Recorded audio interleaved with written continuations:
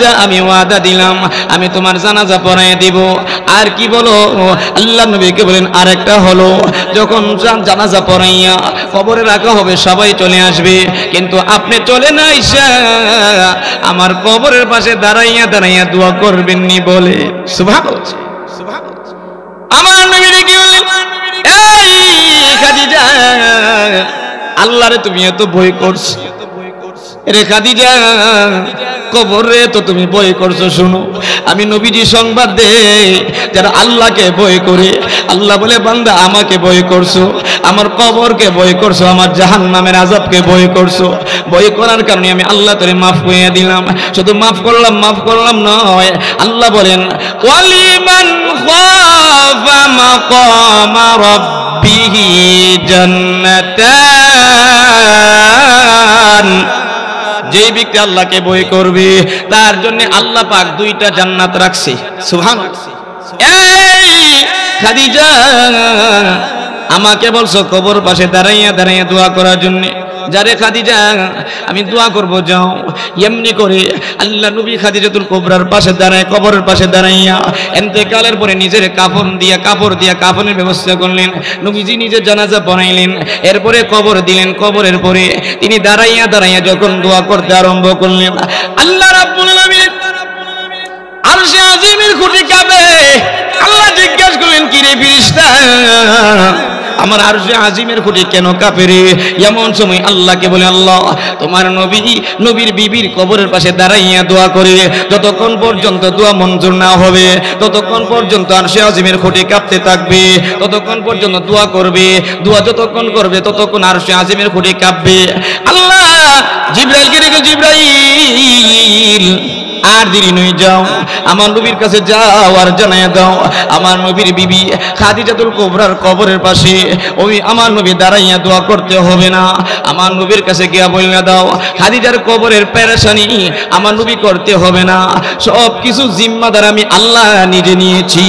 ভাইরা আমার, বন্ধুরা আমার, ওই মালিক সে নামাজ পড়তো না, আল্লাহ কি জিনিস জানতো না, আল্লাহরে চিনতো না, আল্লাহ বুঝতো না, কিন্তু তার কিনা গোলাম আল্লাহ বুঝতো, আল্লাহ জানতো, আল্লাহকে চিনতো।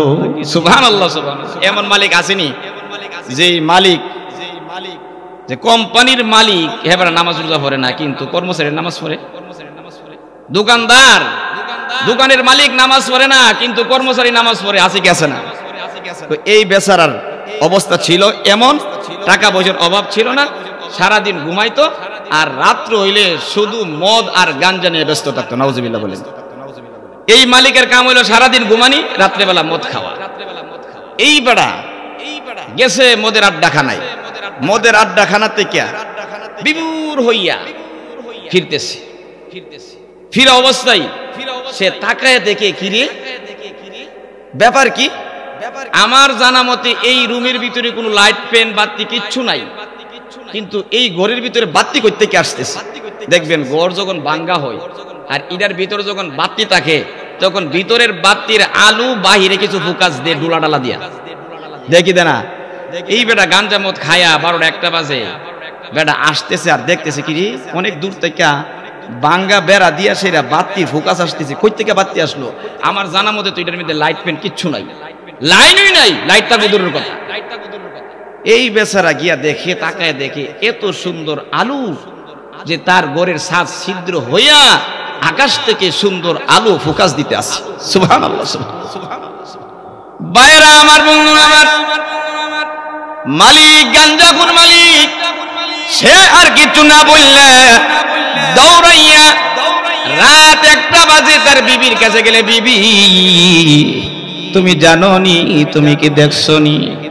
কি দেখবো কি জানবো, আমার ঘরের গোলাম, তুমিও জানো আমিও জানি এই ঘরের ভিতরে কোনো লাইট নাই, লাইট থাকবে দূরের কথা, কারেন্টের লাইন নেই।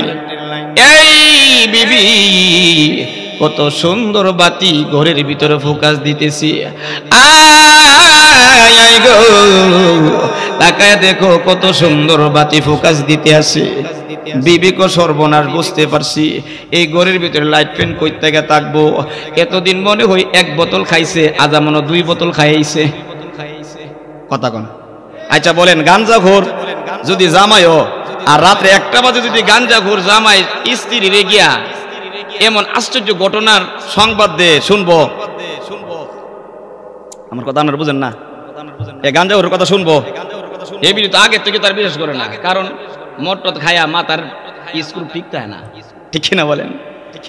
বাইরা আমার বন্ধুরা আমার, মালিক তার বিবিকে ডেকে বলেন, এই বিবি, জীবনে যদি কোনো কথা না শোনাও, আমার কোনো কথা যদি না বিশ্বাস করে থাকো, তাতে কোনো আমার আসে যায় না।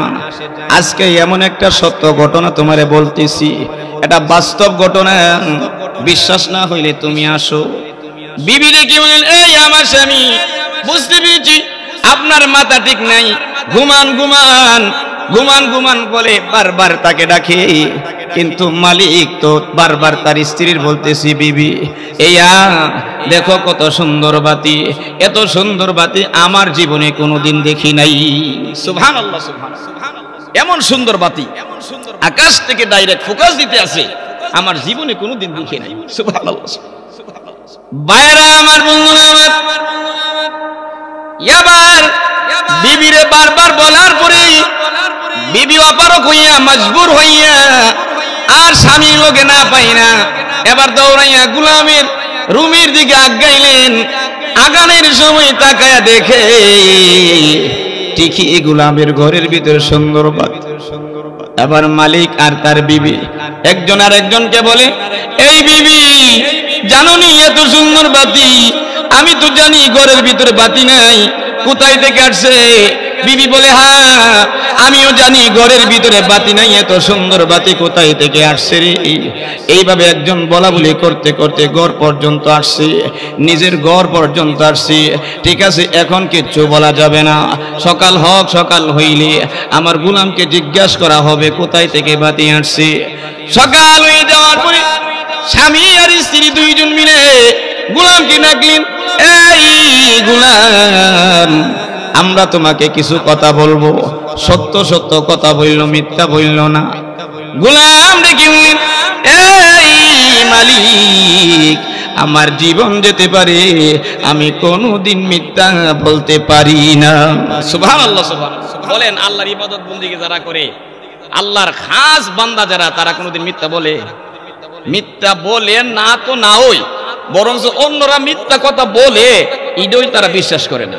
আমাদের আকাবিরদের মধ্যে, আসলাফদের মধ্যে এক বুজুর্গ নামাজ পড়তেছে, নামাজ পড়া সারছে পরে তারিখে সংবাদ দিছে, হুজুর আপনি তো বিধবা হয়ে গেছে, অর্থাৎ আপনার বিবি মারা গেছে। আল্লাহ বলি কান্দা শুরু করছে। আরেকজন কো, হুজুর আপনি কান্দেন কেন? আমার বউ বলে মারা গেছে। না, কে কইছে? কই মুখে দিয়ে কইছে, কয়টা মিথ্যা কথা বলছে। তখন তিনি বলতেছে, মুসলমান মিথ্যা বলতে পারে? সুবহানাল্লাহ, সুবহানাল্লাহ, মুসলমান মিথ্যা বলতে পারে? আল্লাহু আকবার, আল্লাহু আকবার, মিথ্যা বলতে পারে। এটা ওই মুরব্বিদের বিশ্বাস ছিল না। আর আমাদের কথা 100 কথা বললে এর ভিতরে 90টা কথাই মিথ্যা, আর 10টা কথা সত্য থাকলে এর ভিতরে সন্দেহ আছে। কথা কথা বাইরা আমার বন্ধুরা আমার, মালিক কি বললেন, এই গোলাম সত্য সত্য বলল। গোলাম বলে, আমাকে বলতে হবে না, আমার জীবন যেতে পারে, কোনোদিন আমি মিথ্যা বলবো না। বলেন দেখি, যা বলবেন আমি সত্য বলবো। সুবহানাল্লাহ, যা বলবেন আমি সত্য বলবো, মিথ্যা বলবোই না। সুবহানাল্লাহ, সুবহানাল্লাহ। ভাইরা আমার বন্ধুরা আমার, এবার মালিক কি বললেন, এই গোলাম বলো বলো, এত সুন্দর বাতি কোথায় থেকে আসছে? এত সুন্দর বাতি তোমার ঘরের ভিতরে ফোকাস দিতেছে, আমাদের জীবনে কোনোদিন দেখি নাই। এমন সময় গোলাম বলে, এই মালিক, আমি আপনাকে বলি, আপনি আমাকে বলেছিলেন বাঙ্গা ঘর কেন নিলাম, আমাকে বেয়াকুব বলে বলে আমাকে গালি দিয়েছেন। শুনেন, আমি কিন্তু প্রথমবার বলেছিলাম বাঙ্গা হতে পারে, বাতি ছাড়া হতে পারে, কিন্তু যে ঘরের ভিতরে আল্লাহর ইবাদত আরম্ভ হয়ে যাবে, এই ঘর বাতি ছাড়ার বাঙ্গা থাকবে না। সুবহানাল্লাহ। ভাইরা আমার, বন্ধুরা আমার, এবার ওই গোলাম ডেকে বললেন, এই মালিক শুনেন, এই যে সুন্দর বাতি, এটা আমার কাছে কোনো কিছু না, আমার পক্ষে সম্ভব না বাতি দেওয়া। একমাত্র বাতির ব্যবস্থা করনেওয়ালা আমার মালিক আল্লাহ তাআলা। সুবহানাল্লাহ।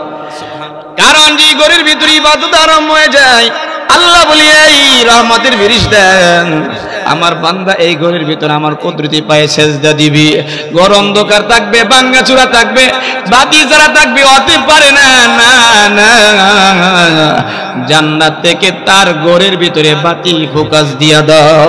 সুবহানাল্লাহ সুবহানাল্লাহ। একজন গোলাম আল্লাহকে সন্তুষ্ট কইরা দুনিয়াতেই জান্নাতের বাতির ব্যবস্থা করছে, আর তারই মালিক হাজার হাজার লক্ষ লক্ষ কোটি কোটি টাকার মালিক, সে আল্লাহ চিনে না, আল্লাহ বুঝে না, আল্লাহর ইবাদত কি জিনিস সে জানে না। এই যে মালিক হইয়াও পারলো না, আর গোলাম হইয়াও আল্লাহর ইবাদত করে দুনিয়াতেই জান্নাতের বাতির ব্যবস্থা করছে, তৌফিক কে দিয়েছে বলেন? আল্লাহ তৌফিক দিয়েছেন। দুর্বলের পক্ষেও ইবাদত করা সম্ভব হয়েছে কি হয়েছে না বলেন?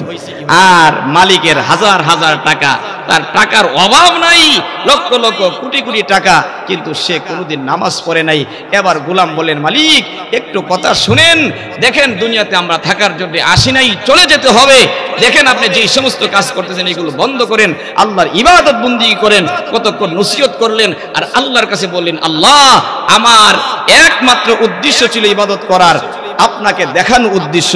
দুনিয়ার মানুষ যেন না জানে আপনার সাথে আমার চুক্তি ছিল, সুতরাং দুনিয়ার মানুষ যেহেতু আমার ইবাদত সম্পর্কে জান্না ফেলছে, আমি আর থাকতে চাই না, আমাকে এখনই দুনিয়া থেকে বিদায় দেন। এর এই কথা বলতে না বলতে সে এক চিৎকার দিয়ে দুনিয়া থেকে বিদায় হয়ে গেছে। কারণ আল্লাহওয়ালারা আল্লাহর কাছে যা বলে ডাইরেক্ট তা গ্রহণ হয়ে যায়। সুবহানাল্লাহ সুবহানাল্লাহ। এই জন্য দেখেন একজন গোলাম হইয়া আল্লাহর ইবাদত করতে পারছে কি পারছেন? কে দিছে তৌফিক? আর মালিক হয়েও পারে নাই, দেই নাই আল্লাহ। এই জন্য এই জায়গাতে আমরা আসছি বসছি, কে তৌফিক দিছে বলেন? একমাত্র আল্লাহ। সুতরাং আল্লাহ যেহেতু তৌফিক দিছে, আসছি, ইনশাআল্লাহ আমরা শেষ পর্যন্ত মুনাজাত দিয়ে যাব, পারবো তো ইনশাআল্লাহ? আল্লাহ পাক তৌফিক দান করুন, বলেন আমিন। আমার তিলাওয়াত কিন্তু আয়াতের মধ্যে আল্লাহ রাব্বুল আলামিন তিনি বলেন, কুল্লু নাফসিন যায়িকাতুল মাউত, সমস্ত প্রাণী মরণশীল, মরতেই হবে। কথা বলে ঠিক কিনা? এই কথার উপরে তামাম পৃথিবীর মানুষ একমত, কেউ থাকতে পারবে না।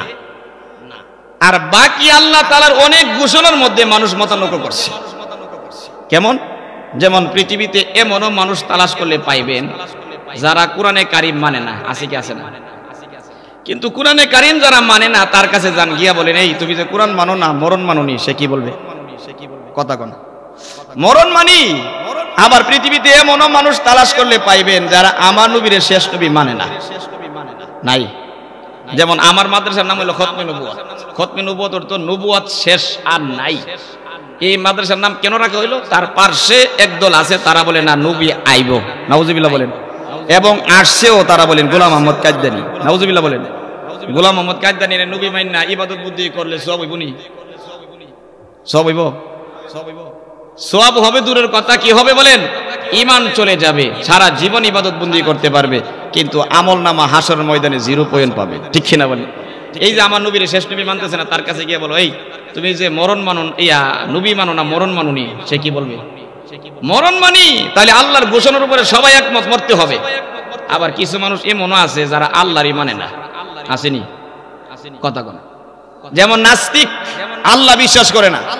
এর জিজ্ঞাসা করা হয়েছে, তো আল্লাহ যে মানুষ না আকার জমিন, কইরা নিজে নিজে হইছে, নিজে নিজে হইছিটা যদি নিজে নিজে হয়ে থাকে, তোর আব্বার যে একটা ঘর আছে 20 হাত লম্বা 10 হাত ফাঁস, এই বিল্ডিংটা বানাইছে কাটা নিজে নিজে হইছে না বানাই না আছে? কইরা কি আর নিজে নিজে হইবে? তো বানাই না আছে, একটা ঘর বানাই না আছে, আর আসমান বানাই না নাই।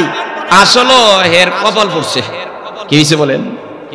ভাইরা আমার, বন্ধুরা আমার, আল্লাহ রাব্বুল আলামিন তিনি বলেন, কুল্লু নাফসিন যায়িকাতুল মাউত, সমস্ত প্রাণী মরণশীল, মরতে হবে, কেউ থাকতে পারবে না।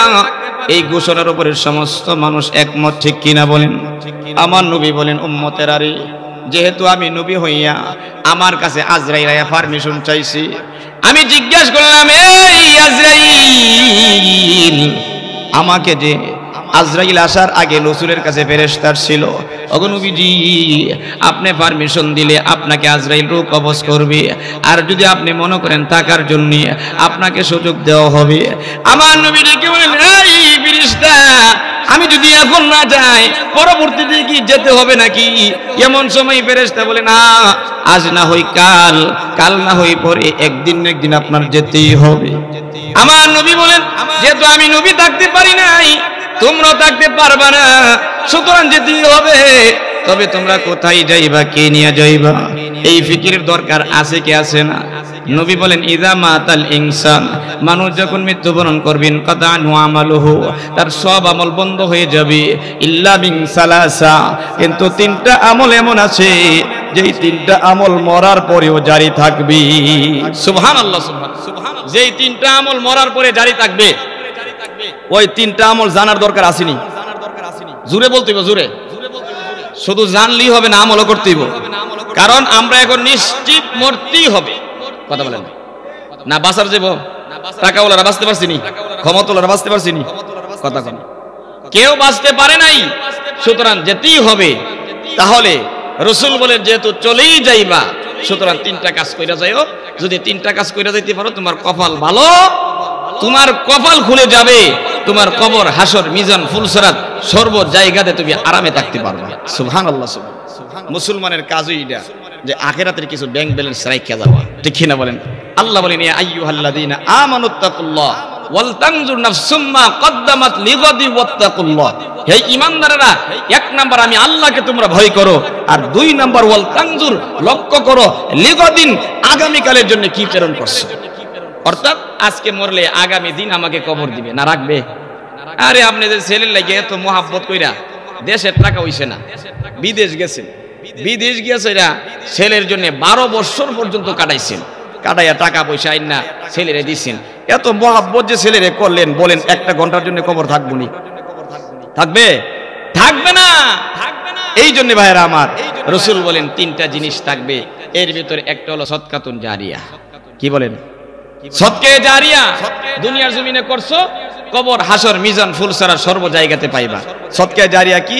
দুনিয়ার জমিনে মাদ্রাসা করছো, মসজিদ করছো, একটা টিউবওয়েল বসায় দিয়ে গেছো, অথবা একটা মুসাফির খানা তৈরি করে গেছো। যেই টিউবওয়েল থেকে, তোমার বসানো কিন্তু টিউবওয়েল থেকে মানুষ উযু গোসল করে নামাজ পড়বে, যতদিন পর্যন্ত নামাজ পড়বে ততদিন পর্যন্ত আপনার কবরে সব উপস্থিত থাকবে। সুবহানাল্লাহ, এক নাম্বার। দুই নাম্বার, রাসূল বলেন, আও ইলমিন ইউনতাফাউ বিহি, ফায়দাজনক এলেম, নিজে শিখছে, অপরকে শিক্ষা দিছে। ফায়দাজনক এলেম কি? যেমন উযু গোসলের মাসলা মাসাইল, উযু গোসলের মাসলা মাসাইল, নামাজের মাসলা মাসাইল, হজ যাকাতের মাসলা মাসাইল, অর্থাৎ দ্বীনি মাসলা মাসাইল, এই দ্বীনি ইলম শিখছে আর অপরকে শিক্ষা দিছে। যতদিন পর্যন্ত আপনার শিক্ষার মাধ্যমে ধারাবাহিকতা চলতে থাকবে, ততদিন পর্যন্ত আপনার কবরে শুয়ে শুয়ে পচতেই থাকবে। সুবহানাল্লাহ, সুবহানাল্লাহ, সুবহানাল্লাহ। শুয়ে শুয়ে আপনি ওই কবরের ভিতরে এই সওয়াবগুলো আপনি পাইতে থাকবেন। সুবহানাল্লাহ, সুবহানাল্লাহ। তিন নাম্বার, রাসূল বলেন, আওয়ালাদিন সলিহিন ইয়াদউ লাহু, নেককার সন্তান যদি রাখতে পারেন, এই নেককার সন্তান আপনার জন্য দোয়া করবে, রব্বির হামহুমা কামা রব্বায়ানি সগীরা। আল্লাহ, আমার আব্বা আম্মা আমাকে অত্যন্ত স্নেহ মহব্বত করে লালন পালন করেছে, আজকে আমার আব্বা আম্মা দুনিয়াতে নাই, আমার আব্বা আম্মা আমাকে যেভাবে লালন পালন করেছে, স্নেহ মহব্বত করে, মায়া দয়া করে, আপনি তাদেরকে এমন মায়া দয়া করে কবরে রাখেন। সুবহানাল্লাহ। সন্তান দোয়া করলে ডাইরেক্ট আল্লাহর দরবারে কবুল। সুবহানাল্লাহ। লা ইলাহা ইল্লাল্লাহ, লা ইলাহা ইল্লাল্লাহ। আরো জোরে আওয়াজ দিয়ে, আওয়াজ দিয়ে, মাশাআল্লাহ।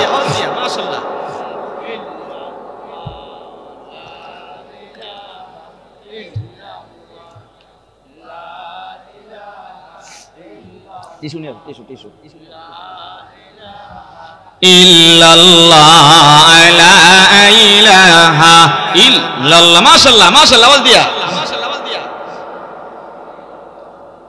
যেই কালিমার জন্য হুসাইন শহীদ হলেন কারবালায়, জান চলে যায়, মান চলে যায়, তবু সারে না ইল্লাল্লাহ, লা ইলাহা ইল্লাল্লাহ, লা ইলাহা ইল্লাল্লাহ। মাশাআল্লাহ, মাশাআল্লাহ।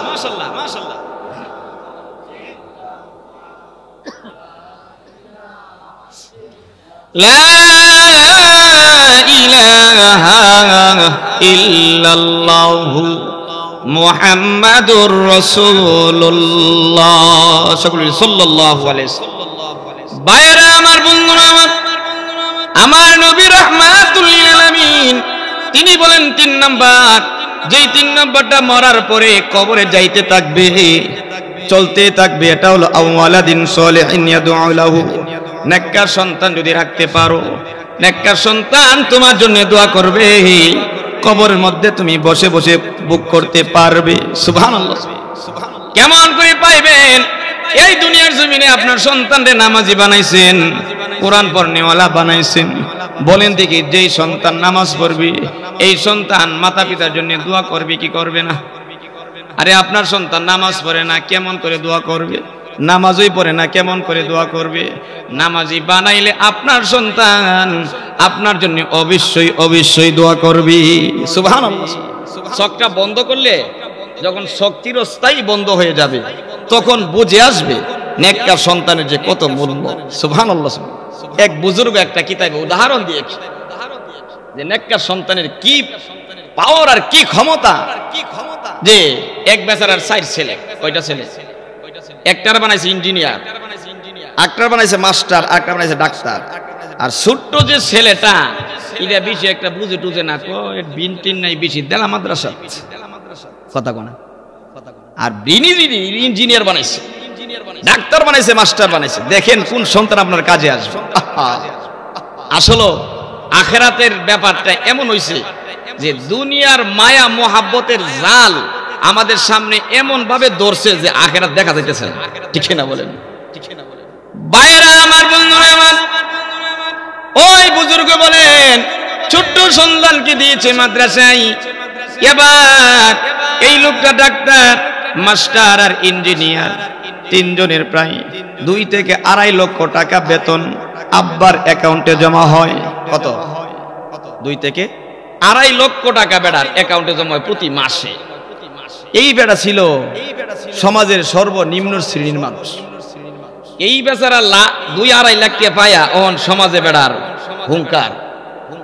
দরবার করতেইলে প্রথমে জিজ্ঞাসা করে অন্য সর্দাররে, কেউ আব্দুর রহমানের আব্বারে কইছুনি? ওই ইঞ্জিনিয়ার আব্বারে। জি বলছি স্যার। আব্দুর রহমান আব্বা ছাড়া কিন্তু হইতো না। অথচ এই বেড়া ছিল সমাজের নিম্ন শ্রেণীর মানুষ, কিন্তু টাকার বড়া এই বেড়া এখন হয়ে গেছে উপরে। ঠিক না বলেন? এরপরে বেড়ার চলাফেরা দেখলে এমন বোঝা যায় যে এই বেড়া মরতই না।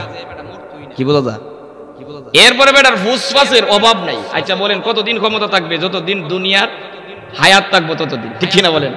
না এই টাকা পয়সা কবরে কাজে আসবে? কি পড়বে না? আপনার যদি বলে আগামীকাল ফাঁসি হবে, এখন যদি আপনার ফুলাও কোরমা রোসাই না দেখাইবেন, কথা কোন? আমার কথা বুঝিনি আপনারা? এই অবস্থার ভিতরে আব্বারে ডাকে, কিন্তু আব্বা তো চোখ খুলে না, কারণ ফেরেশতা কইছে মানে খাবার নাই। আরেক ফেরেশতা আছে পানি নিয়ন্ত্রণ ফেরেশতা, আয়েশা বলে দেখো সারা দুনিয়ার হাল বিল নদী নালা পুকুর সব ঘুরে ঘুরে দেখলাম, তোর পান করার মতন কোনো পানি পাইলাম না। এই সংবাদ শুনে আরো তার ভিতর টেনশন চলে আসছে, আরে আমার সব শেষ হয়ে গেছে, আর কিচ্ছু নাই। এই যে চোখ বন্ধ করছেই ইঞ্জিনিয়ার ডাকি খুলে না। এবার মাস্টার আসছে আর ডাকে ডেকে বলে, আব্বা, এই আব্বা, আমি মাস্টার আসছি, যাকে লক্ষ লক্ষ টাকা খরচ করে মাস্টার বানাইলেন। এই আব্বা, অনেক কিছু নিয়ে আসছি, এইগুলো খান, আপনি ভালো হয়ে যাবেন। কিন্তু আব্বা চোখ খুলে না, বন্ধ করছি। এরপরে ডাক্তার আসছি, এই আব্বা গো, আমি ডাক্তার আসছি, যাকে হাজার হাজার লক্ষ লক্ষ কোটি কোটি টাকা খরচ করে আপনি ডাক্তার বানাইলেন। আব্বা, আমি জানি আপনার কি রোগ, এই রোগ অনুযায়ী ওষুধ আনছি, এগুলো খান, ভালো হয়ে যাবে। আব্বা চোখ বন্ধ করছে আর খুলে না। ঠিক না বলেন? ফেরেশতা বলে খাওয়া যাবে না, আর সন্তানগুলো বলে খাও না না। তার ভিতর টেনশন চলে আসছে। এমনি করে মাদ্রাসা পড়নেওয়ালা ছোট্ট তলে বলেলেন, হাফেজ কোরআন ভাইদেরকে ডেকে ডেকে বলি, এই আমার ভাইরা শোনো, আমার আব্বারে ডাকলে কাজ হবে না, হবে না। আমার আব্বারে ডাইকো না। কি করবা? আমার আব্বার এই মুহূর্তের ভিতরে একটা কাজ আসবে, এটা হলো আমার আব্বার পাশে যদি দাঁড়াইয়া বা বসে কোরআনে কারীমের সূরা ইয়াসিন তিলাওয়াত করা হয়, তখনই আমার আব্বার উপকারে আসবে। সুবহানাল্লাহ। দেখেন, ডাক্তার, ইঞ্জিনিয়ার, মাস্টার কতদিন কাজে আসছে, আর তালিবুল ইলম হাফেজে কোরআন কতদিন কাজে আসবে। মানুষ যখন চোখটা বন্ধ হবে তখন বুঝবে হাফেজে কোরআনের কত মর্যাদা। ঠিক না বলি? ভাইরা আমার, বন্ধুরা আমার, এমনি করে ছোট্ট সন্তান দেখি বলি, এই ভাইরা আমার আব্বার ডাইকো না, আমার আব্বার পাশে বসে আমি কোরআনে কারিমের তিলাওয়াত করব।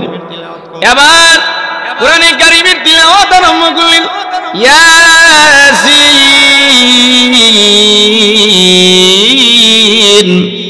ওয়াল কুরআনিল হাকীম। হাফেজে কোরআন যখন সূরা ইয়াসিনের তিলাওয়াত আরম্ভ করলো, সূরা ইয়াসিনের তিলাওয়াত আরম্ভ করার সাথে সাথে আব্বার চোখ একবার খুলে আর একবার বন্ধ করে আর ডেকে ডেকে বলে, কে কে কে গো আমার পাশে বসে সূরা ইয়াসিনের তিলাওয়াত করতেছো? পড়ো পড়ো, তোমার তিলাওয়াতের মাধ্যমে আমার মৃত্যুর যন্ত্রণা কমতে আছে। সুবহানাল্লাহ। হাদিস শরীফের মধ্যে আছে, মানুষ যখন মুমূর্ষ অবস্থা হয়ে যায়, মৃত্যুর শয্যায় পড়ে যায়, এমন সময় সূরা ইয়াসিন যখন তার পাশে বসে তিলাওয়াত করতে থাকে, আল্লাহ রাব্বুল আলামিন তার মৃত্যুর যন্ত্রণা কমায়া দেয়। এমন করে ওই সন্তান সূরা ইয়াসিনের তিলাওয়াত যখন আরম্ভ করলেন, সূরা ইয়াসিনের তিলাওয়াতের কারণে মৃত্যুর যন্ত্রণা কমতে আসে, আর চোখ খুলে আব্বারে ডেকে বলে, কে কে গো এমন সুরে সুন্দর কণ্ঠে কোরআনে কারিমের তিলাওয়াত করতে আসো, পড়ো পড়ো। এমন সময় ছোট্ট সন্তান ডেকে বলে, আব্বা আব্বা, আমি তো আপনার ওই সন্তান যাকে কোরআনে কারিমের হাফেজ বানাইছেন, ওই সন্তান যাকে আপনি একদিন বিশ্বাস করতেন না। ডাক্তার যখন 15,000 টাকা চাইতো, ফুল টাকা দিত, আর হাফেজে কোরআন আব্বার কাছে যখন 1,000 টাকা চাইতো, তখন বলতে, তুই হুজুর মানুষ, এত টাকা দা কি করে, 500 লইয়া যা। কথা কোন ঠিক কিনা বলেন? একদিন বিশ্বাস করছেন, একদিন বিশ্বাস করছেন। ভাইরা আমার, বন্ধুরা আমার, ওই হাফেজে কোরআন তিলাওয়াত করার পরে আব্বা ডেকে ডেকে বলে, বাবা পড়ো পড়ো, তুমি আমার অরিজিনাল সন্তান, তুমি আমার আসল সন্তান, তোমার কোরআনে কারিমের তিলাওয়াতের মাধ্যমে আমার মৃত্যুর যন্ত্রণা কমতে আসে। সুবহানাল্লাহ। পারলোনি ইঞ্জিনিয়ার, কথা কোন, পারলোনি ডাক্তার, পারলোনি মাস্টার, কিন্তু ছোট্ট ছেলে যাকে একদিন বিশ্বাস করলো না, সে পারছে কি পারছে না? সুবহানাল্লাহ। ভাইরা আমার, বন্ধুরা আমার, এবার ওই সন্তানের কোরআনে কারিমের তিলাওয়াতের মাধ্যমে তিলাওয়াত করতে করতে এই অবস্থার ভিতরে আব্বা দুনিয়া থেকে বিদায় হয়ে গেছে। বিদায় হয়ে যাওয়ার পরে এবার সন্তান ডেকে বলে, এই গোষ্ঠীর লোকেরা শুনো, আমার আব্বার লাশ আমি নিজে ধুয়াইব। সুবহানাল্লাহ। সন্তান যখন নিজের লাশ ধুয়াইবে, এত সুন্দর করে কেউ ধুয়াইতে পারবে না। ঠিক কিনা বলে? মাদ্রাসার মধ্যে কেমন করে লাশ ধুয়ানো হয় শেখায় কি শেখায় না? এই মুসলমান সন্তান ডেকে বলে, আব্বা গোষ্ঠীর লোকেরা শুনো, আমার আব্বার লাশ আমি সুন্দর করে ধুয়াইতে যাই আর চোখের পানি ছেড়ে ছেড়ে কান্দে। আল্লাহ, এতদিন আমাদের কাছে আমার আব্বা ছিল, আজ নাই গো, আজকে তোমার কাছে দিলাম আমার আব্বা, আমার আব্বার জীবনের গুনাহ ক্ষমা কইরা দিও। সুবহানাল্লাহ। এই দুনিয়ার মুসলমান, সন্তান যখন দোয়া করবে আল্লাহর দরবারে, নবী বলেন ডাইরেক্ট দোয়া কবুল। সুবহানাল্লাহ। বলেন দেখি, এই সন্তান রাখলে দোয়া করবে না, না রাখলে? মাদ্রাসাত পড়াইলেন না, না পড়াইলে? দুনিয়ার মোহাব্বত, মায়া মোহাব্বতে তো বাড়ছে, যে যদি আমি কাজে দেই মাসে 10,000 পাইব, মাদ্রাসায় দিলে আরো 2,000 আমার দেওয়া লাগবে, ভিতরে ঢুকছে। কিন্তু এই মোহাব্বত, দুনিয়ার ভালোবাসা শুধু দুনিয়া থাকা পর্যন্ত লাগবে, এরপরে আপনার আর কোনো 10 পয়সার কাজে আসবে না। আর আখিরাতের মোহাব্বত, ভালোবাসা এই আরম্ভ হয়ে গেল। সুবহানাল্লাহ। সুবহানাল্লাহ। ভাইরা আমার, বন্ধুরা আমার, এবার ওই সন্তান রেখে আমার আব্বার লাশ আমি নিজে ধুয়াইব। নিজে ধুয়াইতে থাকলেন, ধোয়ানোর পরে বলেন, আমি কাফন দাফনের ব্যবস্থা করব। কাফনের ব্যবস্থা করছেন, কারণ সুন্নত তরিকায় কাফন কিভাবে করতে হয় মাদ্রাসার মধ্যে শেখাই কি শেখাই না? শেখাই কি শেখাই না? বলেন, কথা বলেন না কেন? এই দুনিয়ার মুসলমান, এই আব্বার লাশ নিজে কাফনের ব্যবস্থা করছে। সুবহানাল্লাহ। সন্তান নিজের হাতে আব্বার লাশ নিজের হাতে কাফন দিবে। এরপরে বলে আমার আব্বার জানাজা আমি নিজে দিব। সুবহানাল্লাহ। আমরা তো এমন সন্তান তৈরি করে যাই যেই সন্তান আব্বার জানাজার সময় দোয়া করতে পারে না, ঠিক কিনা বলে? জানাজার নামাজ পড়তে আইসা ঈদের নামাজ পড়া ফেলে, কথা করে কি করে না? আমার মুসল্লি মারা গেছে, মারা যাওয়ার পরে আমি নিজে উপর থেকে তার সন্তানরে বললাম তুমি নামও, নামছে নাইমা আমি বলি সুন্নত তরিকায় রাখো। সে বলে হুজুর কিভাবে সুন্নত তরিকায়? আমি কি পুরাটা লাশ পশ্চিম দিকে রূপ করাই দাও, এরপরে দোয়া পড়ো বিসমিল্লাহি ওয়া আলা মিল্লাতি রাসূলিল্লাহ।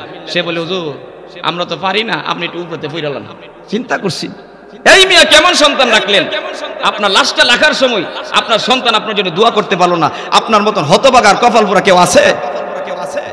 এই মুসলমান একটু খেয়াল করেন, পর্দার ভিতরের মা বোনের একটু খেয়াল করেন। পৃথিবীতে থাকার জন্য আসি নাই, যেতেই হবে। সুতরাং কিছু যদি রেখে যাই পাওয়া যাবে কবরে, পাওয়া যাবে হাসরের ময়দানে। এবার ওই সন্তান নিজে জানাজা দিবে, মাদ্রাসা পড়নেওয়ালা হাফেজে কোরআন, নিজের আব্বার জানাজা নিজে দিলেন। সুবহানাল্লাহ। রাসূল বলেন সন্তান যখন মাতা পিতার জন্য দোয়া করে, আরেক বর্ণনায় আছে আব্বা আম্মা যখন সন্তানের জন্য দোয়া করে, দুই ব্যক্তির দোয়া আল্লাহর কাছে পর্দাবিহীন ডাইরেক্ট কবুল হয়ে যায়। সুবহানাল্লাহ। ইমাম সাহেব নিছেন আপনার ভাই খাওয়ায় আপনার জন্য দোয়া করতে, আপনার আব্বার লাগিয়া, আর আপনার সন্তান বাবার জন্য দোয়া করছে। ইমাম সাহেবের দোয়া আর সন্তানের দোয়া বেশ কমাই বনি হয়তো না, বেশ কম হবে কি হবে না? ইমাম সাহেব যতই বলেন না কেন সে করবে, যতটুকু মহাব্বত আছে করবে, কিন্তু সন্তানের সমান করতে পারবে না, ঠিক কিনা বলেন? রক্ত সম্পর্ক একটা, আর ইমাম সাহেবের সম্পর্ক আরেকটা, ঠিক কিনা বলেন? ভাইরা আমার, বন্ধুরা আমার, ওই হাফেজে কোরআন এবার জানাজা পড়াইয়া এবার সন্তান আব্বার লাশ নিয়ে কবরে নামলো। কবরে নাইমা সুন্দর করে সুন্নত তরিকায় বিসমিল্লাহি ওয়া আলা মিল্লাতি রাসূলিল্লাহ পরে আব্বার লাশটারে শোয়াইয়া দিলেন, মাটি দিলেন। মাটি দেওয়ার পরে সন্তান বলে এই আমার গোষ্ঠীর লোকেরা তোমরা যেতে পারো, আমি আমার আব্বার কবর থেকে যাব না, আমি আমার আব্বার কবরের পাশে দাঁড়াইয়া দোয়া করতে থাকবো। সুবহানাল্লাহ। সন্তান দাঁড়াইয়া কবরের পাশে দোয়া করবে, এই সন্তান রাখলেন দোয়া করবে, ঠিক না বলেন? কেমন করে দোয়া করবে? আল্লাহ নবী বিশ্ব নবী রাহমাতুল লিল আলামিনের বিবি মা খাদিজাতুল কুবরা রাদিয়াল্লাহু তাআলা ইন্তেকালের সময়, ইন্তেকালের আগ মুহূর্তে তিনি চোখের পানি ছেড়ে ছেড়ে কান্দে। আল্লাহ নবী ডেকে বলেন এই খাদিজা কেন কান্দো? ফাতেমার কথা কি স্মরণ হয়েছে? ইব্রাহিম আর আসেমের কথা, তাহেরের কথা কি মনে হয়েছে? এমনি করে হযরত খাদিজাতুল কুবরা ডেকে বলেন ওগো নবীজি আমার ফাতেমার কথা স্মরণ হয় না, আমার ছেলেদের কথা স্মরণ হয় না, কেন কান্দো?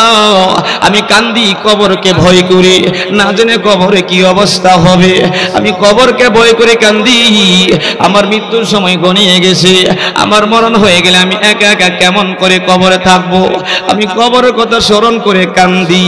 সুবহানাল্লাহ। খাদিজাতুল কুবরা যিনি দুনিয়া থেকে জান্নাতের সার্টিফিকেট পাইছে, এরপরেও কবর কথা স্মরণ করে কান্দে।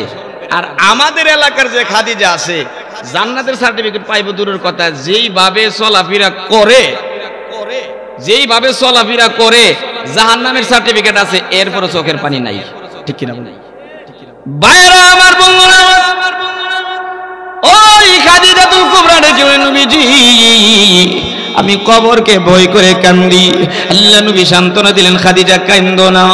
এমন সময় খাদিজা বলেন নবীজি আমি দুইটা তিনটা জিনিস আপনার কাছে চাইবো, আপনি দিবেননি? বলেন আল্লাহ নবী বলেন এরে খাদিজা জীবনে কোনো কিছু আমার কাছে চাইছো না, এই খাদিজা আজ কি চাইবা বলো, আমি অবশ্যই তোমাকে দেওয়ার মতন হলে দিব। আল্লাহ নবীকে ডেকে নবীজি এক নাম্বার হলো আমার যখন ইন্তেকাল হয়ে যাব, ইন্তেকালের পরে আমাকে কাফনের ব্যবস্থা করানো হবে, ওই কাফনের কাপড়টা যেন আপনার শরীরের কাপড় দ্বারা হয়। সুবহানাল্লাহ। খাদিজাতুল কুবরা বলেন আমার শরীরে যদি রাসূলের কাপড় লেগে যায় জাহান্নামের আগুন আমার শরীর স্পর্শ করবে না। সুবহানাল্লাহ। সুবহানাল্লাহ। কেমন কবরে বই করছে এই মুসলমান।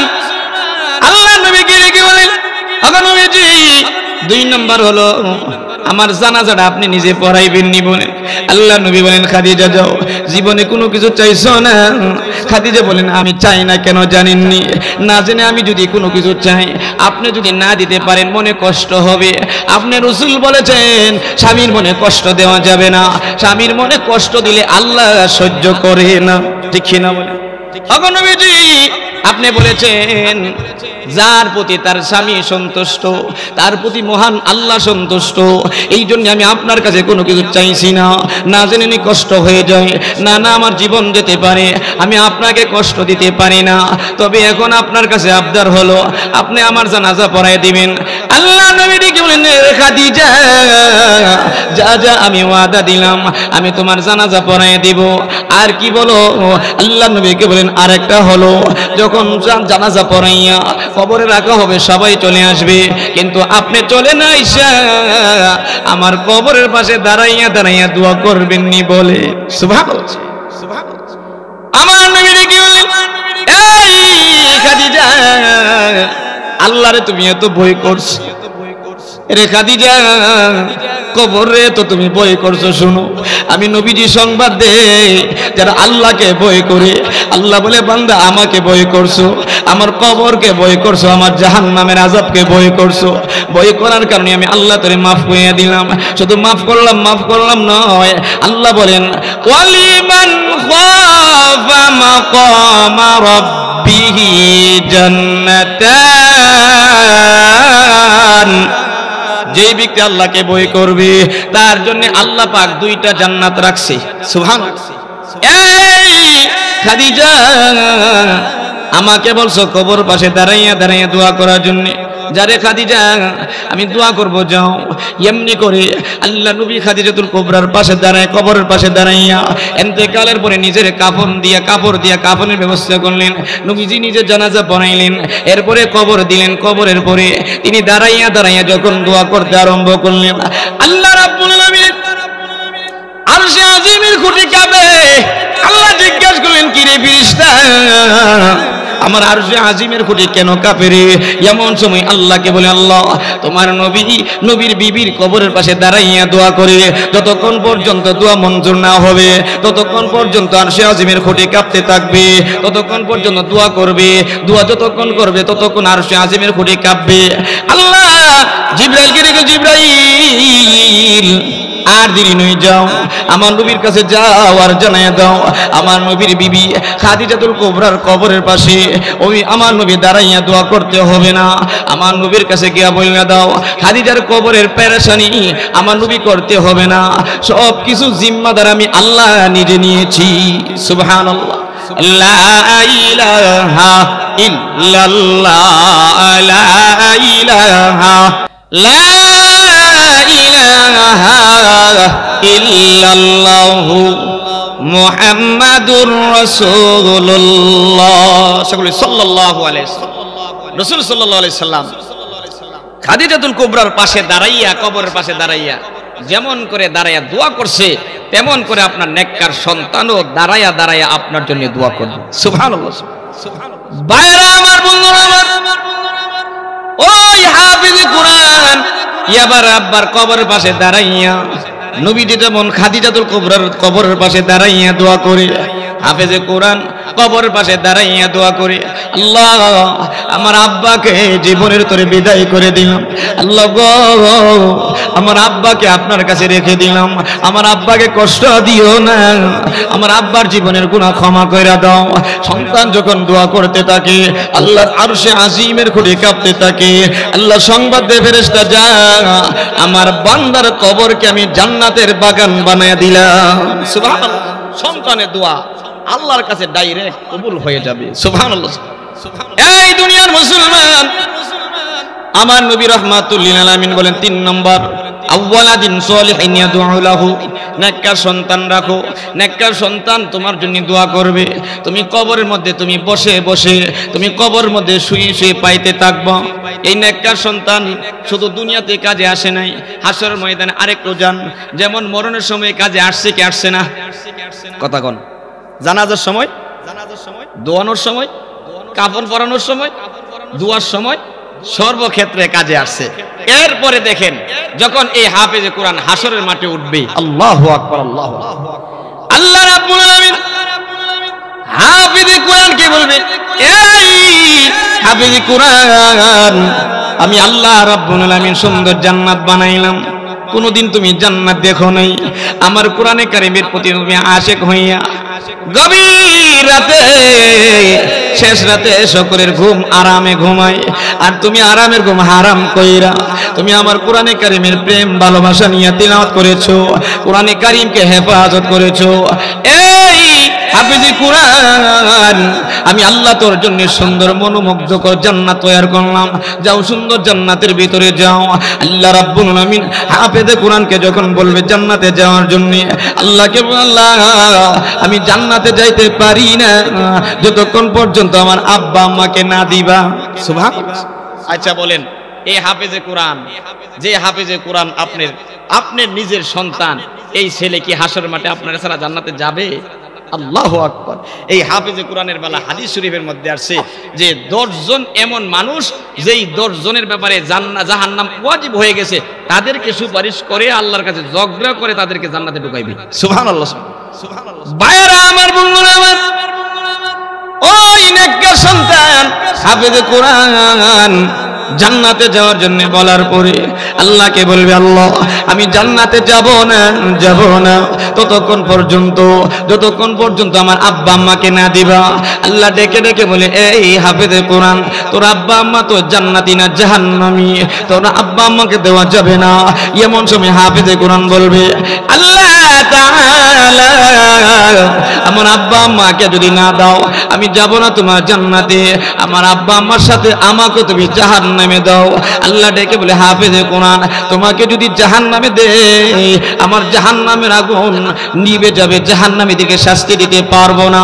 আমি বুঝতে পেরেছি তোর আব্বা আম্মাকে সারা জান্নাতে যাবে না, যা যাব আমি অর্ডার দিলাম তোর আব্বা আম্মাকে নিয়ে জান্নাতে যা। সুবহানাল্লাহ। বলেন দেখি, এমন কথা বলছি নি ইঞ্জিনিয়ারের কথা বলছি না, আল্লাহ আমি ইঞ্জিনিয়ারিং শিখছি, তুমি জান্নাত দাও, জান্নাত দিছো আমারে, তুমি আমার আব্বারে দাও। আব্বারে বলবে দূরের কথা, ইঞ্জিনিয়ারের খবর থাকতো না, ঠিক কিনা বলেন? আব্বারে নিবে দূরের কথা, ডাক্তারের খবর থাকবে না, নাফসি নাফসি বলবে। হাসরের মাঠ সহজ না কঠিন হবে? কেমন কঠিন হবে! আমার আল্লাহ রাব্বুল আলামিন তিনি বলেন, ইয়াউমা ইয়াফিরুল মারউ মিন আখিহি ওয়া উম্মিহি ওয়া আবিহি ওয়া সাহিবাতিহি ওয়া বানি। হাসর ময়দানে ভাই তার ভাই থেকে বেগে যাবে। কেমন সময় আপনার সন্তান আপনার স্বীকার করবে দেখেন। আল্লাহ বলেন হাসর ময়দান এমন কঠিন হবে, ভাই তার ভাই থেকে বেগে যাবে, ভাইয়ের কাছে যাবে, ভাই একটা নেক দাও, একটা নেকের জন্য বিপদে পড়ে গেছে। ভাই ডেকে বলে, না না গো, পৃথিবীতে ভাই বলতে কেউ ছিল না। এমন সময় আল্লাহ বলেন, ও আবিহি, তার আব্বার কাছে যাবে, আব্বা, এই আব্বাজি দাও না গো, একটা নেক দিলে আমি জান্নাতে যাইতে পারি। আব্বা বলবে, না না, পৃথিবীতে সন্তান বলতে কেউ ছিল না। নাউজুবিল্লাহ। এরপরে যাবে উম্মিহি, আম্মার কাছে যাবে, আর ডেকে ডেকে বলে, আম্মা, এই মা গো, একটা নেকের জন্য বিপদে পড়ে গেলাম, মা গো পারবানি একটা নেক দিতে? মা বলবে, না না, তো আমার দুনিয়ার জমিনে কোনো সন্তান ছিল না। আল্লাহ বলেন, ও সাহিবাতিহি ওয়া বানি, সর্বশেষে তার বিবির কাছে যাবে আর বলবে, বিবি, এই বিবি, একটা নেকের জন্য আটকা পড়ে গেলাম রে। বিবি বলবে, না না, দুনিয়া জমিনে স্বামী বলতে কেউ ছিল না। কত কিছু দিলেন, কত কিছু খাওয়াইলেন, আর কত কিছু মা বাবার আজকার সিঙ্গারাপুরি দিলেন, সব ব্যর্থ, ঠিক না বলেন? ভাইরা আমার, বন্ধুরা আমার, বিবিও স্বীকার করবে, আব্বাও স্বীকার করবে, মাও স্বীকার করবে, ভাইও স্বীকার করবে, কিন্তু আওয়ালাদে চলে নেককার সন্তান যদি হয়, এমন সময় আল্লাহর কাছে বলবে, আল্লাহ আমার আব্বা আম্মারে সারা জান্নাতে যাব না। সুবহানাল্লাহ। তাহলে এমন নেককার সন্তান রাখার দরকার আছে না? কোথায় তৈরি হয়? স্কুল না মাদ্রাসায়? তাহলে মাদ্রাসার মধ্যে একটা ছেলে দিব তো ইনশাআল্লাহ? নিজের ছেলে যদি না থাকে নিজের ছেলের ঘরের ছেলের নিয়ত করেন, নিজের মেয়ের ঘরের মেয়ে হইল নিয়ত করেন। এরপরে নিয়ত করেন যদি ছেলের ঘরও নাই মেয়ের ঘরও নাই তাহলে আশেপাশে কেউ আছে কিনা কালেকশন করে হইলে দেন, নিজের আখিরাতের পুঁজি হিসাবে একটা রাইখা দেন, দেখবেন সবটা যখন বন্ধ হবে তখন বুঝে আসবে।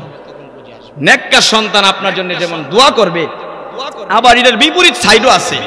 যদি বদকার সন্তান হয়, কি হয় বলেন? বদকার সন্তান, নাফরমান সন্তান হয়, এই নাফরমান সন্তান আপনার ব্যাপারে আল্লাহর কাছে নালিশ করবে। নাউজুবিল্লাহ বলেন।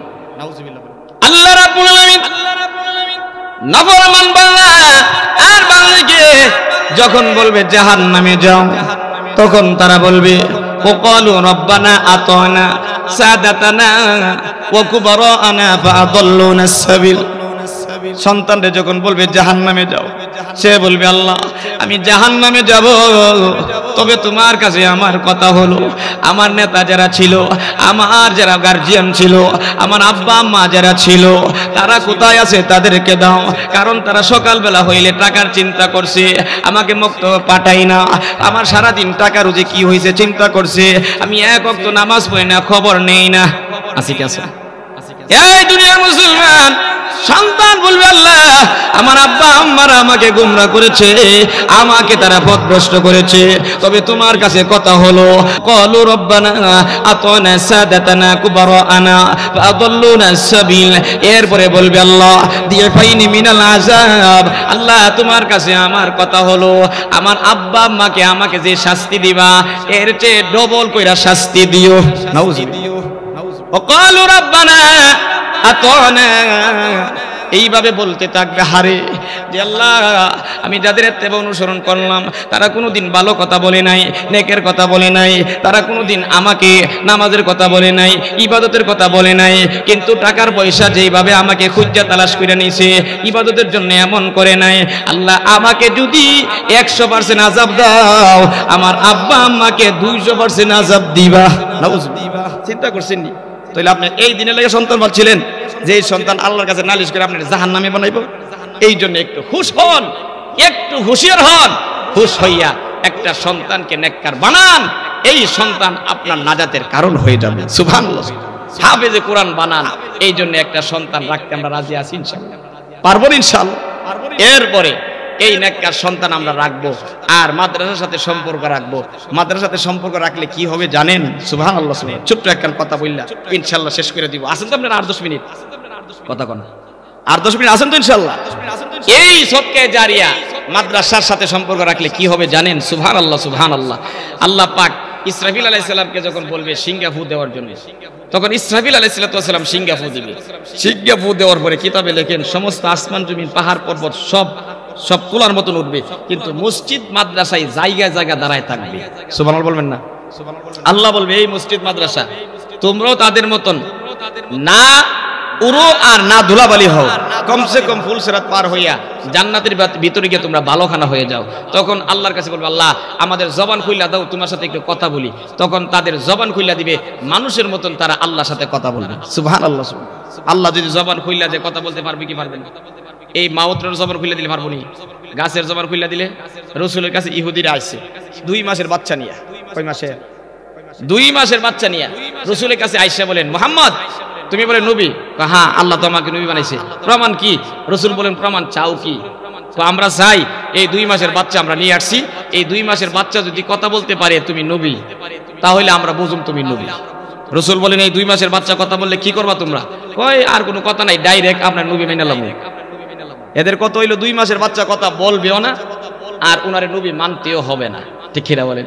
কিন্তু তারা জানে না রাসূলের সম্পর্ক কার সাথে। কথা বলে না কেন? আল্লাহর সাথে। সুতরাং আল্লাহ যাকে দিয়ে কথা বলাইতে চাই সে কথা বলতে পারবে, কারণ দুনিয়াতে এখন মুখে কথা বলতেছি, হাতে কোনোদিন কথা কইছিনি। কথা বলছে কিন্তু হাসরের ময়দানে হাতে কথা বলবে। আল্লাহ বলেন আল ইয়াউমা নাখতিমু আলা আফওয়াহিহিম ওয়া তুকাল্লিমুনা আইদিহিম ওয়া তাশহাদু আরজুলুহুম বিমা কানু ইয়াকসিবুন। মুখের মধ্যে আল্লাহ মোহর লাগাই দিবে, হাতে কথা বলবে, পায়ে কথা বলবে, হাত দা কি করছেন, পা দা কি করছেন, আপনার বিরুদ্ধে তারা সাক্ষী দিবে। তাহলে যেমন হাতের জবান খুলে যাবে, আল্লাহ খুইলা দিলে কথা বলাইতে চাইলে পারবে কি পারবে না? রসুলের কাছে এই 2 মাসের বাচ্চা জন নিয়ে আসছে। মুজিজাতুর রসুল একটা কিতাব আছে, এই কিতাব উর্দুতে লেখা। এই কিতাবের মধ্যে রসুলের যা মুজিজা আছে সব মুজিজা বর্ণনা করেছে, মানে কিতাবের মধ্যে যা আছে সব মুজিজা। এই মুজিজাতুর রসুলের মধ্যে ঘটনাটা উল্লেখ করছেন যে 2 মাসের বাচ্চা আইনা সেটা তারা বলছে যদি বলতে পারে আমরা নবী মানব। রসুল তখন শাহাদাত আঙ্গুল দিয়ে ইশারা দিলেন, এই বাচ্চা বলো আমি রসুলের ব্যাপারে তোমার কি মন্তব্য বলো। তখন সে বলতে আর আমার সাথে বলেন, আশহাদু আল্লা ইলাহা ইল্লাল্লাহু ওয়া আশহাদু আন্না মুহাম্মাদান আবদুহু ওয়া রাসূলুহু। সুবহানাল্লাহ, সুবহানাল্লাহ। এই 2 মাসের বাচ্চা সাক্ষী দিতে আরম্ভ করলেন, আমি সাক্ষী দিতেছি আল্লাহ ছাড়া কোনো মাবুদ নাই, আমি আরো সাক্ষী দিতেছি আপনি হলেন আল্লাহর বান্দা এবং রাসূল। সুবহানাল্লাহ, সুবহানাল্লাহ। ভাইরা আমার, বন্ধুরা আমার, ওই 2 মাসের বাচ্চা এইভাবে যখন রাসূলের পক্ষে সাক্ষী দিতে আরম্ভ করলেন, মা তখন তার মুখের মধ্যে জাপ দিয়া ধরে আর বলে, সন্তান কি করতেছ? আমাদের দুশমনের বিরুদ্ধে সাক্ষী দিচ্ছ? এমনি করে সন্তান বলে, এই মা গো, আমি তো তোমাদের দুশমনের বিরুদ্ধে কথা বলি না, তোমাদের বন্ধুর পক্ষে কথা বলতেছি। এই মা, তুমি তাড়াতাড়ি করে এই রাসূলের হাতে হাত ধরে কালেমা পড়ে মুসলমান হয়ে যাও। যদি হয়ে যাও তাহলে তুমি দুনিয়া আখিরাতের কামিয়াবি আর সফলতার চাবিকাঠি নিতে পারবা গো মা। এমন সময় সন্তানকে ডেকে বলেন, এই সন্তান, তুমি কেমন করে কথা বলো? কথা বলতে পারো না, প্রস্রাবার পায়খানা করে দিলে বলতে পারো না, আজকে সুন্দর করে কথা বলতেছো।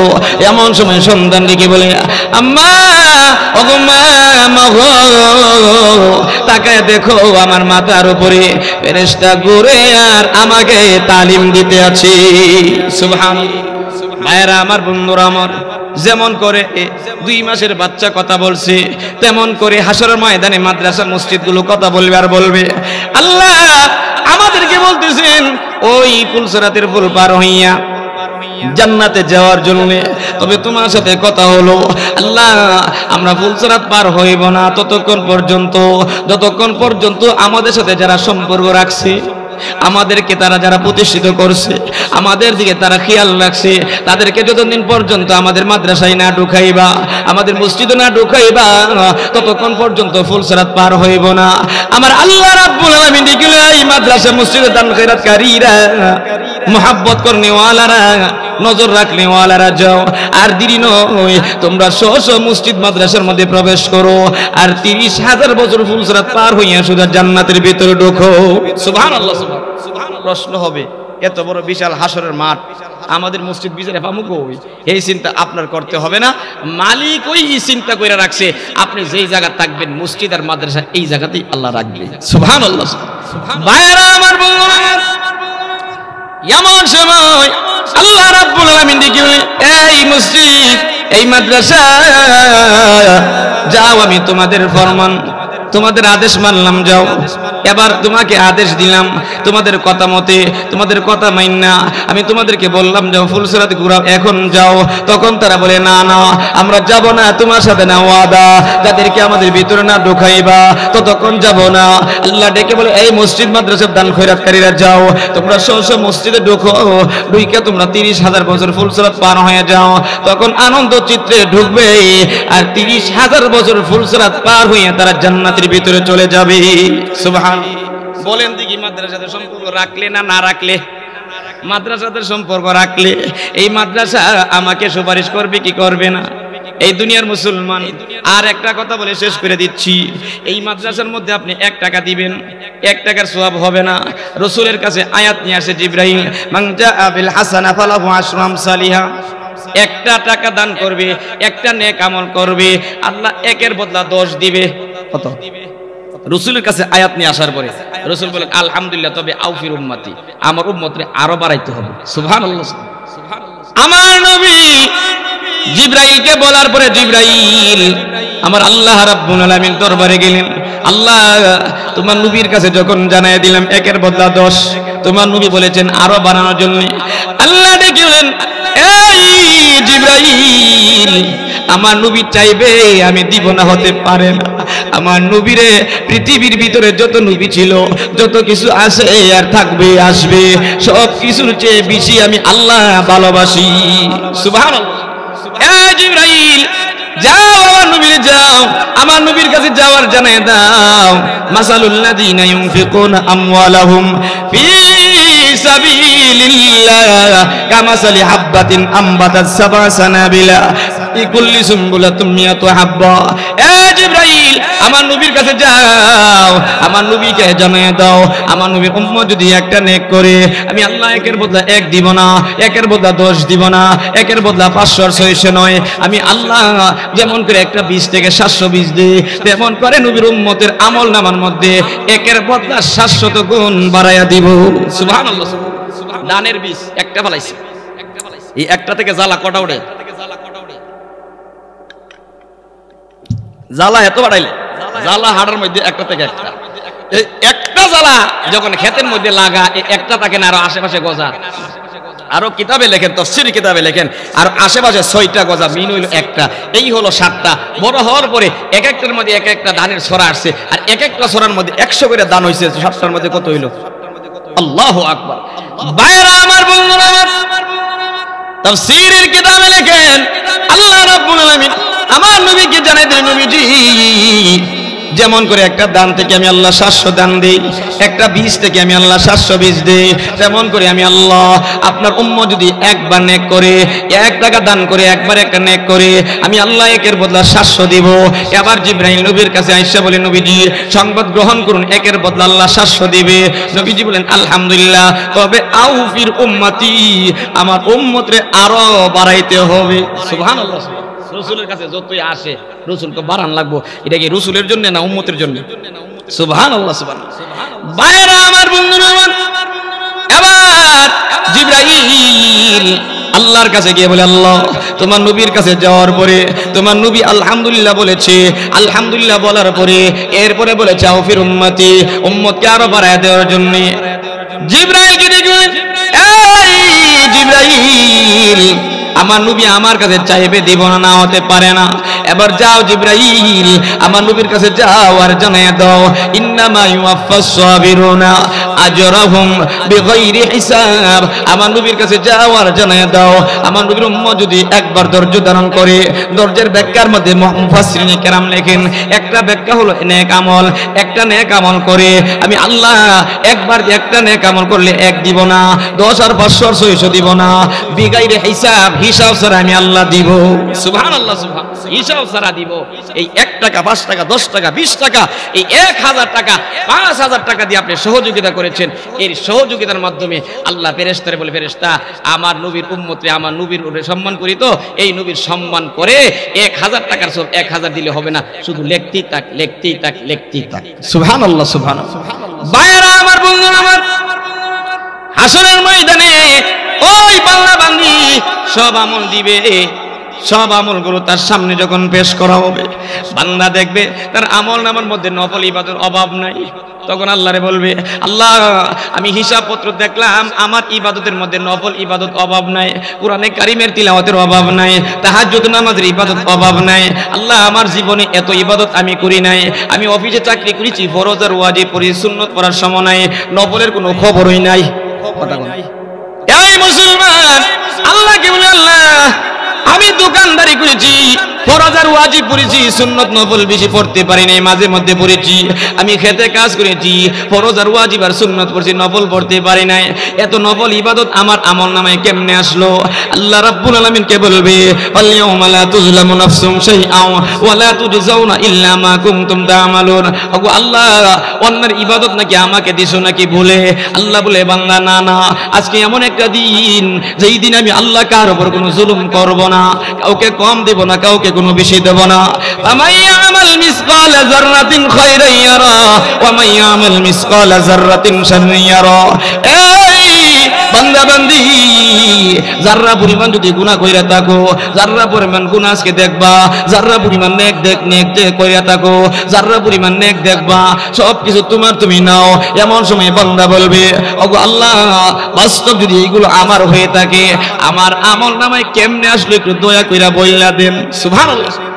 এই মুসলমান এমন সময় আমার আল্লাহ ডেকে বললেন আমার বান্দা বান্দি, এইগুলো যে তোমার কেমনে আসে শোনো। মাদ্রাসা সহযোগিতা করেছিলা, মসজিদের সহযোগিতা করেছিলা, তোমার সহযোগিতার মাধ্যমে ছেলেরা কোরআনে কারিমে তিলাওয়াত করেছে, তোমার সহযোগিতার মাধ্যমে ছেলেরা হাফেজে কোরআন হয়েছে, নফল নামাজ পড়েছে, জিকির করেছে, অন্যান্য ইবাদত বন্দি করেছে। এই যে তোমার সহযোগিতার মাধ্যমে ইবাদত বন্দি করেছে, এই ইবাদতের কারণে, তোমার সহযোগিতার কারণে একটা অংশ নেক আমি আল্লাহ তোর আমল নামায় দিছি। সুবহানাল্লাহ। বান্দা তখন বলবে, আল্লাহ যদি এই অল্প সহযোগিতার মাধ্যমে এত ইবাদত আমার আমল নামায় হয়, তাহলে তুমি আমার দুনিয়াতে আবার পাঠাও। এখন বুঝতে পারছি আর দুনিয়া নিয়ে ব্যস্ত হব না, শুধু মসজিদ মাদ্রাসায় আর নেক কামের মধ্যে শরীক থাকবো, পাঠায় দাও। আল্লাহ বলবে, না না, আর সুযোগ নাই। কবি বলেন, হার কারেরা ওয়াক্তিস, হার ওয়াক্তেরা কারিস। প্রত্যেকটা কাজের একটা সময় আছে, প্রত্যেকটা কাজেরও একটা সময় আছে। ঠিক কিনা বলেন? আর দুনিয়া দারুল আমাল লা হিসাব আলাই। এই দুনিয়া হলো আমলের জায়গা, হিসাব করা হবে না। আর আখিরাতের মধ্যে হিসাব হবে, আমলের জায়গা না। ঠিক কিনা বলেন? তাহলে এই জন্য এই দুনিয়াতে আমল করতে হবে, সদকা জারিয়ার কাজ দুনিয়াতে কইরা যাইতে হবে। রব্বির হামহুমা কামা রাব্বায়ানি সগীরা রব্বানা লা তুজিগ কুলুবানা বা'দা ইয হাদাইতানা ওয়া হাব লানা মিন লাদুনকা রাহমা ইন্নাকা আনতাল ওয়াহ্হাব ইয়া হাইয়্যু ইয়া কাইয়্যুম برحمتك نستغيث فسهل يا إلهي كل صعب بحرمة سيد الأبرار سهل بفضلك يا عزيز يا أكرم الأكرمين يا أرحم الراحمين الله تعالى মাগরিবের পর থেকে আল্লাহ পর্যন্ত উলামায়ে কেরামরা বয়ান করেছে, আমরা শুনেছি আল্লাহ। সর্বশেষে আমরা সবাই মিলে পুরুষ নারী মাওলা আপনার শাহী দরবারে হাত তুললাম, যার হাত আপনার পছন্দ হয়েছে আল্লাহ রাব্বুল আলামিন তার হাতের উসিলা করে আমাদের তামাম জীবনের সব গুনাহগুলো মাফ কইরা দেন আল্লাহ। এত গুনাহ করছি যেই গুনার কোনো হিসাব নাই। ওগো মালিক, বহু গুনাহ হয়ে গেছে হিসাব ছাড়া। শয়তানের দোকায় পড়ে, নফসের দোকায় পড়ে গুনাহ কইরা ফেলছি। আপনি তো ইচ্ছা করলে মাফ কইরা দিতে পারেন আল্লাহ। আপনি তো এমন মালিক, যেই মালিক ক্ষমা কইরা দিলে কোনো খাস্তা হয় না।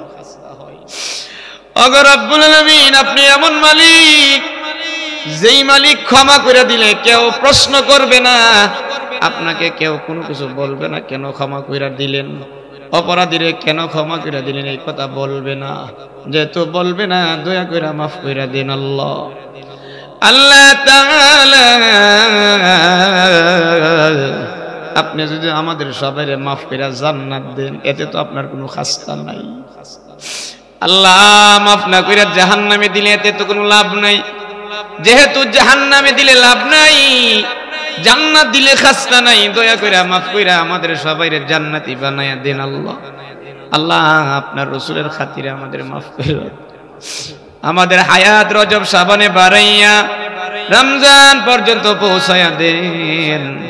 আমাদেরকে বেশি বেশি করে ইবাদত করার তৌফিক দেন আল্লাহ। আপনার নাফরমানি থেকে হেফাজত করুন মাওলা করিম। আয় আল্লাহ, আপনার বান্দারা পর্দার ভিতরে আপনার বান্দিরা দীর্ঘ সময় পর্যন্ত বসে আছে ধৈর্যের সাথে আল্লাহ।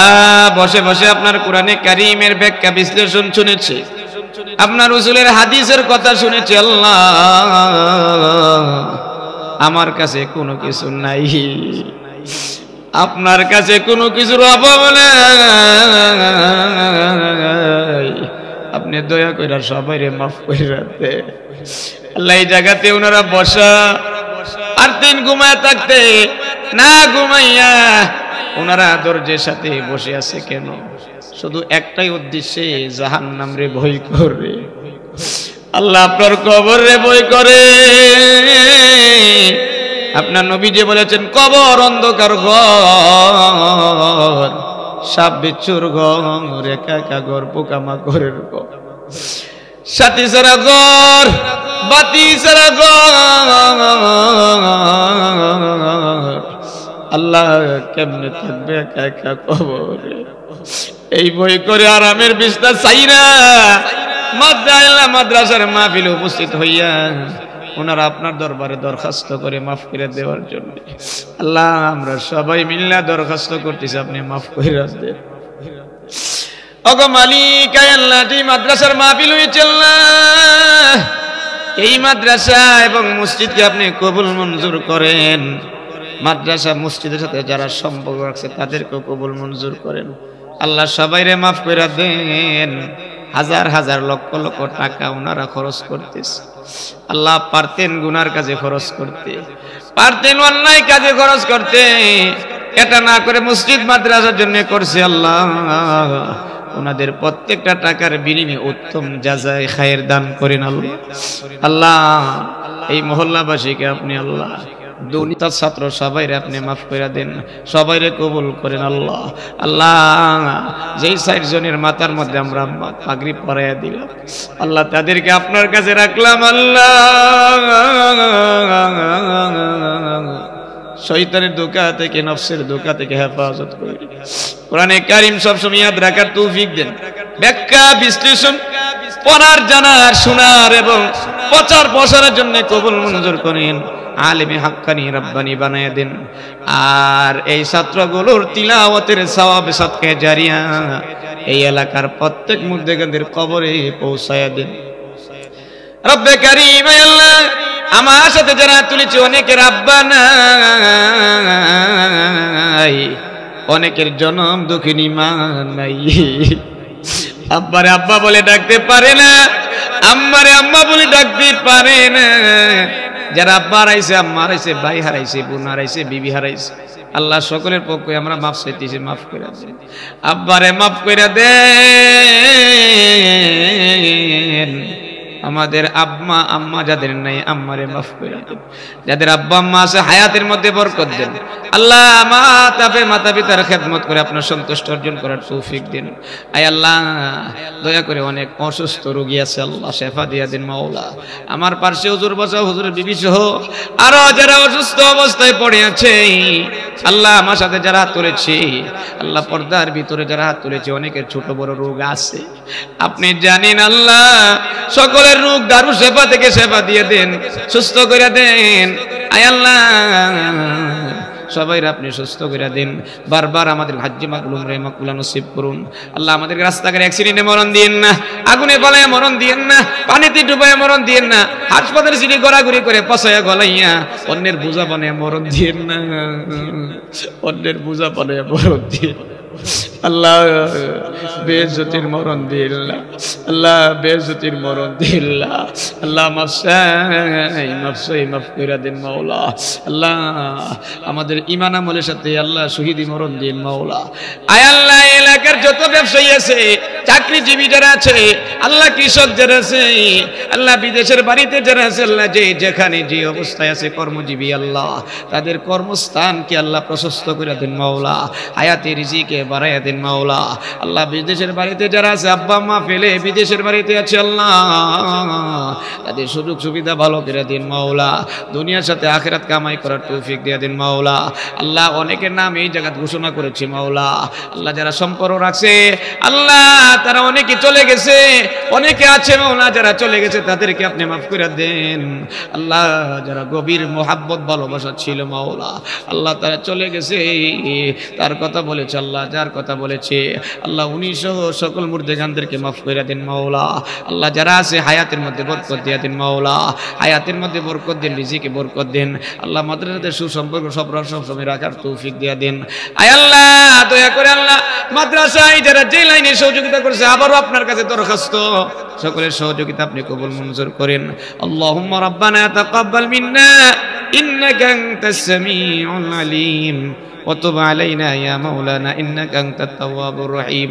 আয় আল্লাহ আপনার কাছে আরেকটা দরখাস্ত আল্লাহ, আমার ক্ষুদ্র জানি ঋণে যা চাওয়ার চাইলাম, আপনার রহমত বড়, আপনার রহমতের সাগর বড়, আপনার রহমত অনুযায়ী আমাদেরকে দান করুন মাওলা। ওয়া সাল্লাল্লাহু তাআলা আলা খাইরি খালকি মুহাম্মাদিন ওয়া আলিহি ওয়া সাহবিহি বারিক ওয়া সাল্লিম। সুবহানা রাব্বিকা রাব্বিল ইজ্জাতি আম্মা ইয়াসিফুন ওয়াসসালামুন আলাল মুরসালিন ওয়ালহামদুলিল্লাহি রাব্বিল আলামিন ওয়া জা আখিরু কালামিনা ইনদাল মাউতি লা ইলাহা ইল্লাল্লাহ।